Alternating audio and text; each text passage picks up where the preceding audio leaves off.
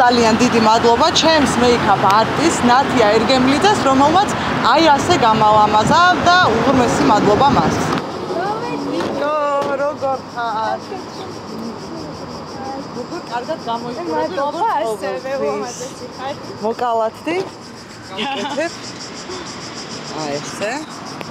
მეც გავიკეთებ, რო ხმა ავიღოთ. აბა როგორ ხარ? ავიზე ვის ჩაიში საწკიცა. ნუ ბუზღუნებ, აი ესე ბუზღუნებს ყველაფერზე რა, მაგრამ მაინც რომ მიყვარს. სხვა გზა არ არის, კი. იყოს ესე? კაბა დააუშნავა, ესეთი ლამაზი კაბა მაცვია და თანაც ჩემ ჩაცმულობაზე იზრუნა შოპინგ რუმსმა და რა უქნა ზურამ. თიკო მოკლედ ცოტა დაბნეული ვარ, მე აღარ ვიცი როგორ წარგადგინო, როგორც პატარა ვარსკვლავის, ნუცა საჩეჩელაშვილის დედა თუ უბრალოდ თიკო მახარაძე, როგორც მუსიკოსი და მომღერალი, რომელი გირჩევნია? მე მგონი ორივე. ორივე, მაგრამ ჩემთვის უდიდესი კომპლიმენტია, როცა ნუცას დედათი მიცნობს ყველასე. ნუცას იცნობს მთელი საქართველო და მე ძალიან მიხარია და აქედან მოვიკითხავთ პატარა ნუციკოს.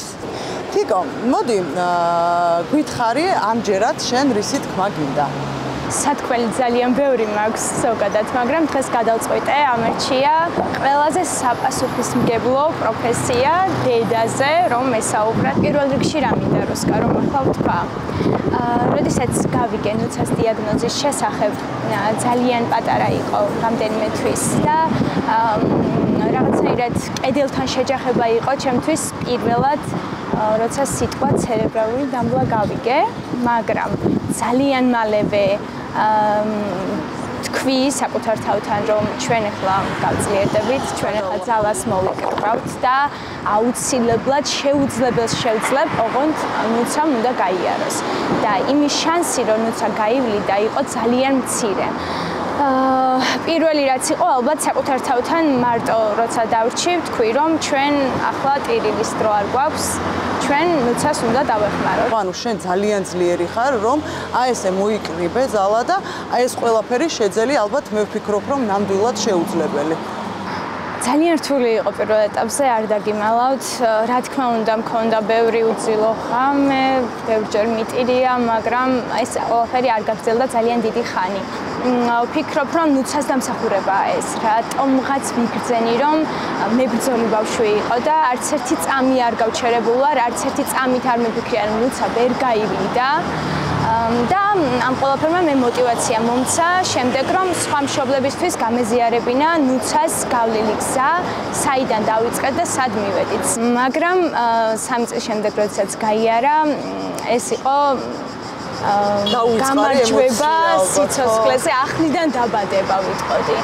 და ახლა მე როგორც ვიცი, ანუ მარტო გაიარა კი არა, ფანტასტიკურად ცეკვავს გარდა იმისა, რომ არაჩვეულებრივად მღერის, ხო? ძალიან უყვარს, სხვადასხვა ქართული ცეკვა, ნიჭიერიდანაც ახსოვს ჩვენს მაყურებელს.